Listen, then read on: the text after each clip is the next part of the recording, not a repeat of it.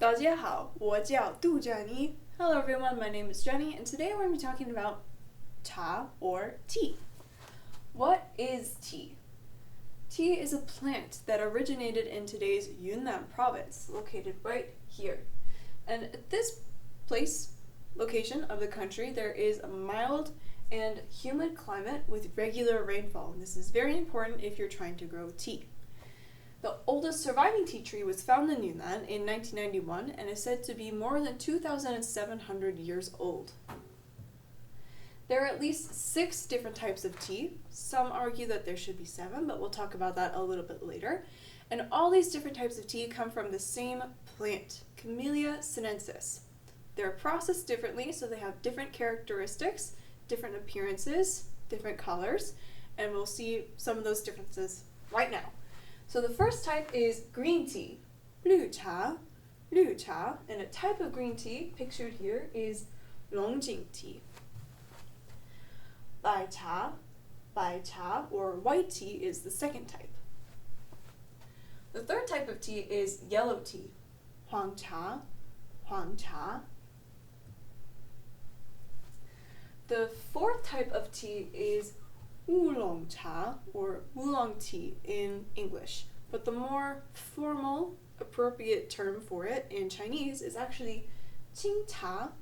Qing is a color term in Chinese that doesn't have a direct English equivalent, but you could translate it as something like bluish, greenish, gray, or some of those combinations. One special characteristic of qingcha are the red edges around leaves. And this is from a special process that only happens when you're making oolong tea that oxidizes the edges. The fifth type of tea is black tea, 红茶. Hong cha literally translates to red tea, but we call it black tea in English because Hong cha refers to the red color of the liquid, black tea refers to the black color of the leaves. So remember, in English, Hong cha is black tea. That's important to differentiate it from Hei cha, literally black tea. But we can't call it black tea because we already call Hong cha black tea. So to keep the two separate, we call Hei cha dark tea or dark black tea. That's the sixth type of tea. The seventh type of tea that some would argue is pu'er cha. Pu'er is the name of a place in Yunnan where this type of tea is grown, and traditionally it's considered a type of hei cha. However, pu'er cha can be a bit more expensive than other types of teas, and so some producers would like to make it its own type of tea so that they can increase the value of this tea a little bit more. So we already mentioned before that all tea is made with the same type of leaves. It's the processes that make the color of the liquid different, makes one tea different from the type of another. And one of the steps of the process is oxidation. Examples of oxidation are rust, or if you cut an apple in half and the inside starts to turn brown, that's oxidation. It's when oxygen meets some sort of other substance and starts to cause that reaction. Oxidation in Chinese is 氧化.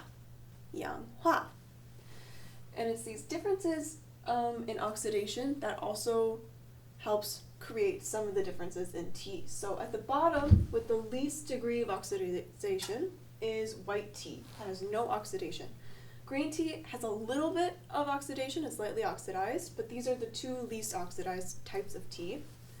Oolong tea or qingcha is semi-oxidized. Yellow tea is more oxidized, and black tea is fully oxidized.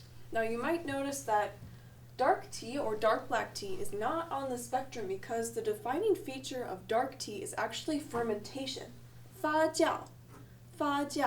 So dark teas, especially pu'er teas, are known as the fermented teas. These are defined by their different degrees of oxidation. As you can see here, different types of teas have different steps of processing. Bai cha only has 2 steps. Qingcha has its own unique step here, known as making green or shaking green. It's the same term for the same step, different terms for same step, and this is how they get those red edges around the leaves. all of them are dried at the end. That is one thing that they have in common.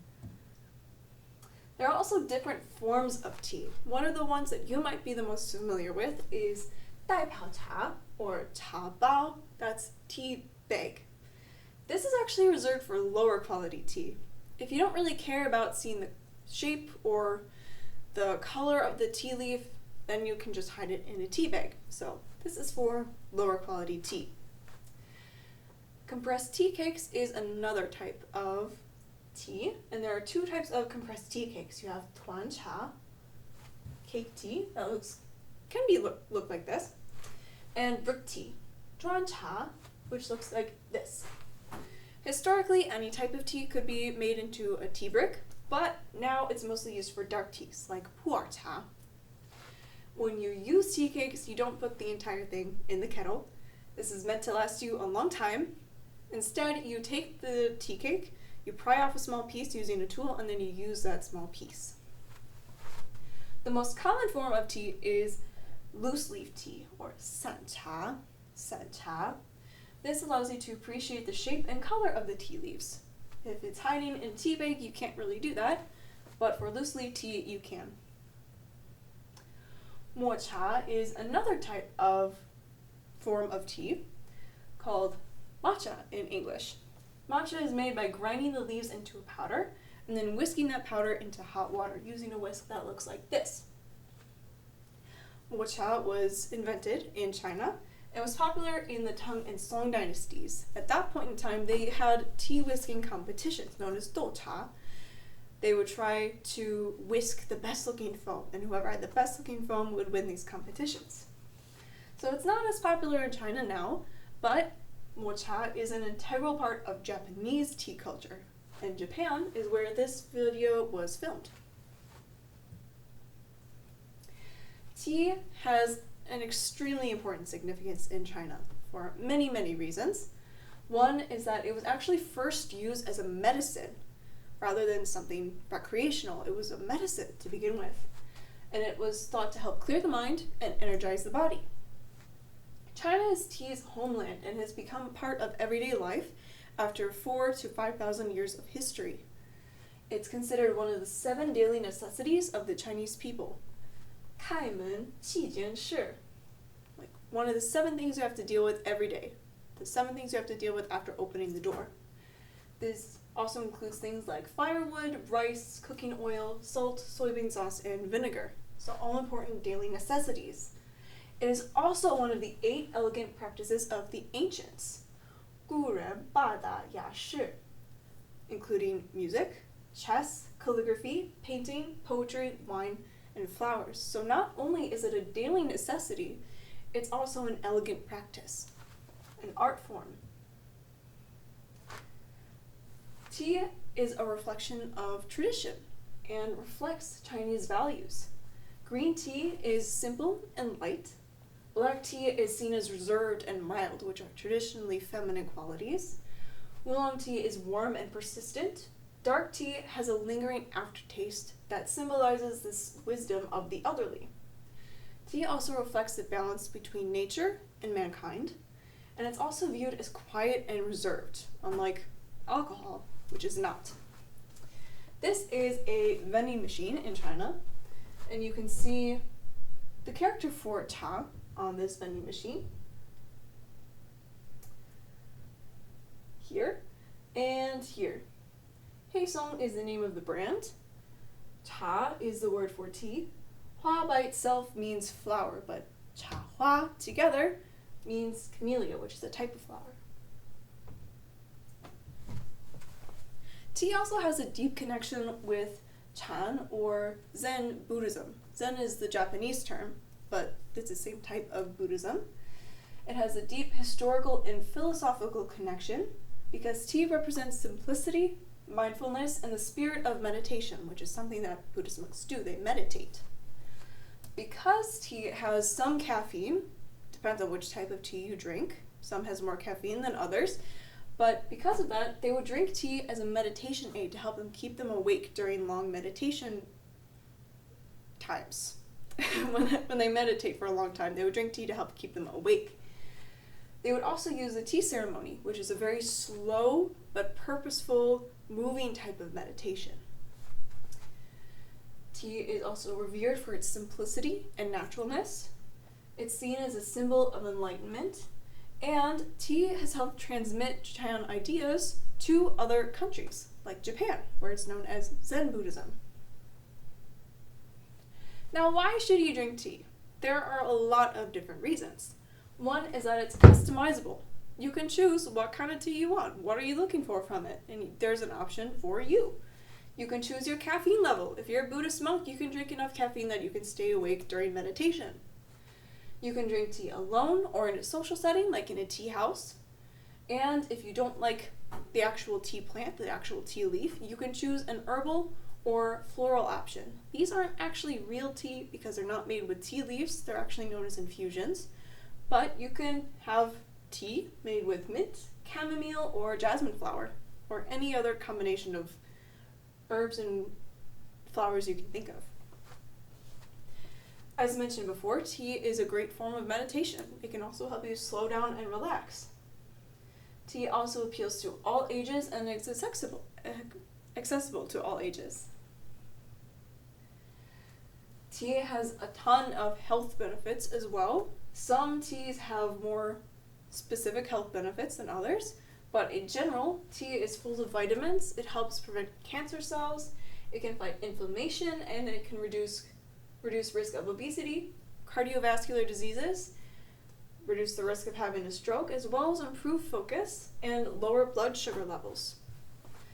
Tea is also not just for drinking. It can be an ingredient in shampoo, toothpaste, ointment, and lots of other things. Today, tea is one of the most widely consumed drinks in the world.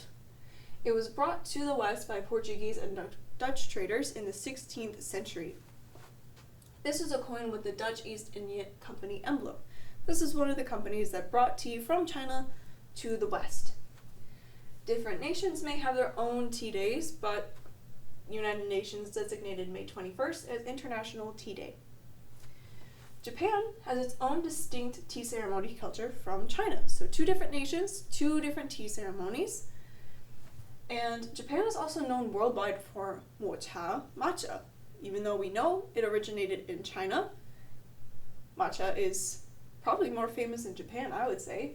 You can get matcha flavored cakes, matcha flavored ice cream, or just regular powder matcha that you can take home and make into drinkable matcha yourself. Tea is also very important to the British. It was first introduced to the British aristocrats by the late 17th century, and it was considered a luxury item. Not everybody could get this at that time. Now, there's a bit of a history here. There was a trade imbalance. Long story short, the British loved tea. They spent so much silver getting tea from China. But the Chinese weren't really interested in anything the British were selling. So there was this flow of silver going into China, but none of that silver was coming back out, much less back out to Great Britain. They didn't like that. So long story short, this trade imbalance led to the First Opium War from 1839 to 1842. The British focused more on tea variety and taste, rather than purity and quality like the Chinese do. This is also why the British tended to add milk, sugar, fruit, flowers, and even spice to tea, while the Chinese would just drink it by itself, in its purest form. The British would drink tea and serve it with light food like sandwiches, scones, cookies, and fruit tarts, and the UK National Tea Day is April 21st. Now this is a map that shows the 2 different ways that tea came to different countries, at least this part of the world. The first is in red, and this is by land. The second, in blue, is by sea. Now, in general, just a general rule, not always true for every nation, but if tea came to a country by land, it will have a name closer to cha, like India. They call tea chai. If it arrived via water, the ocean, it will have a name closer to tea, like in English. Now we can't talk about tea without talking about 奶茶, milk tea. Milk tea was popular in Taiwan during the 20th century due to Hong Kong-style milk tea. Hong Kong is located right about here, and Taiwan is this island nation off the coast of the mainland. This is milk tea at its most basic. The Dutch colonization of Taiwan in the 1600s introduced the European method of drinking tea with milk and sugar. We also have 珍珠奶茶, or bubble tea. Bubble tea was invented in Taiwan in the 1980s. 珍珠奶茶 is similar to regular 奶茶, or milk tea, but it adds tapioca pearls that look like this. So you have the basic ingredients of your tea base, your milk, and then your pearls made of tapioca starch and sugar to make the most basic of 珍珠奶茶. You can also add more things to it to make it look like this. You can add tropical fruits, red bean, aloe, grass jelly, taro, cheese foam, popping boba, like this, and sago. If you'd like to try drinking 珍珠奶茶, or just 奶茶, there are different places in Milwaukee that sell it.